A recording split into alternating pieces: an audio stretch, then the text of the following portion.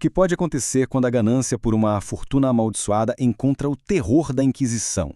Pois é, nessa nossa análise de O Judeu, do Camilo Castelo Branco, a gente vai mergulhar fundo numa história trágica de fanatismo e cobiça que simplesmente arrasou uma família no Portugal do século XVIII. O maldito anel, aquele infernal anel. Olha, é com essa frase que a gente já sente o peso da obsessão que envenena o coração dessa história. E veja bem, não se trata só de uma joia, tá? É muito mais. É a promessa de um tesouro que vai se tornar o motor da ruína de uma família inteira. Então vamos começar pelo começo. A primeira parte da nossa história se concentra em uma família que já está completamente dividida. O veneno aqui não vem de fora, não. Ele nasce dentro de casa. É a ganância por uma fortuna escondida que corrói tudo, que transforma parentes em verdadeiros inimigos. E aqui a gente já vê a injustiça na cara. É chocante. Qualquer errinho do Jorge é visto como um vício terrível que precisa ser punido com a máxima severidade. Agora, e os irmãos dele que vivem na farra? Ah, não, isso é só coisa de jovem, imaturidade. É exatamente essa hipocrisia que define o isolamento total do nosso protagonista.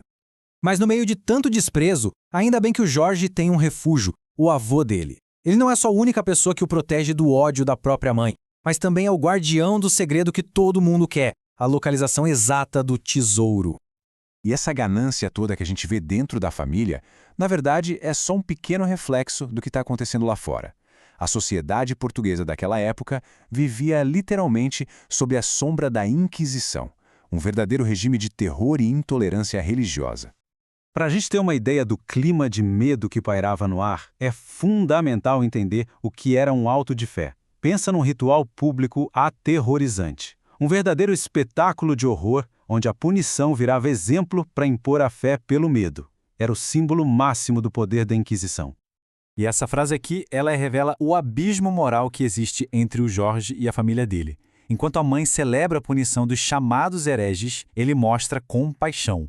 Uma empatia que, para a época, era extremamente perigosa. Isso já o coloca como a bússola moral da história toda.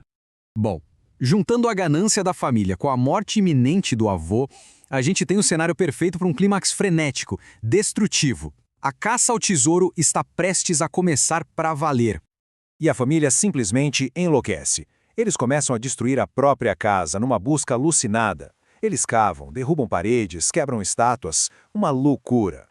Enquanto isso, o avô de Jorge, já no leito de morte, dá a ele a verdadeira chave para a fortuna. E aqui está a grande ironia da história. A chave não estava na força bruta, mas na inteligência. A inscrição no tal anel infernal revela tudo. E isso permite que o Jorge, na dele, recupere o tesouro. Enquanto isso, a família fica só com os escombros que a própria ganância criou. Jorge consegue escapar com essa fortuna imensa, e o que ele deixa para trás? Uma família gananciosa no meio das ruínas da casa que eles mesmos destruíram. Mas se a gente pensa que a maldição do tesouro acaba com o Jorge, estamos muito enganados. Anos se passam, a história dá um salto, e agora o foco é no filho dele, Antônio José da Silva. Ele é um dramaturgo de sucesso, mas o legado do pai e as mesmas forças da intolerância vão voltar para assombrá-lo. E a maior ameaça para o Antônio não vem de um inimigo declarado, mas da forma mais perigosa que existe, a traição de um amigo. Esse Duarte, movido pela mesmíssima ganância que destruiu a geração anterior, se torna o arquiteto da tragédia de Antônio. O plano do Duarte é cruel, é frio, é calculado. Ele vê o tamanho da fortuna, fica cego de cobiça. Aí, ele encontra uma antiga escrava da família e a manipula para denunciar todo mundo à Inquisição, acusando-os de praticar o judaísmo em segredo. Com a família presa, o caminho fica livre para ele roubar o tesouro. E essa traição entrega o Antônio diretamente ao horror da Inquisição. Essas palavras são do próprio Antônio, descrevendo a tortura brutal que ele sofreu. É pesado. Dá para sentir a agonia só de ler. 1739. Esse é o ano em que a figura histórica Antônio José da Silva, que ficou conhecido como o Judeu, foi executado publicamente, em Lisboa, durante um auto de fé. Mas a morte do Antônio não é o fim da história. De jeito nenhum. A parte final da obra nos faz refletir sobre o legado que essa tragédia toda deixou, mostrando como a ganância e o fanatismo continuaram ecoando através do tempo. E aqui, a história nos dá um final com uma espécie de justiça poética. Em 1755, durante o grande terremoto de Lisboa, o traidor, o Duarte, é morto. E o mais irônico, ele morre justamente tentando salvar o tesouro que ele roubou. E o tesouro se perde para sempre. No fim, ele só trouxe destruição para todos que o cobiçaram. No fim das contas, o romance deixa bem claro: os verdadeiros vilões não eram apenas as pessoas, eram as doenças sociais, o fanatismo religioso e a ganância sem limites. Essa não é só a tragédia de uma família, é o retrato de uma sociedade inteira sendo consumida pelos seus próprios demônios.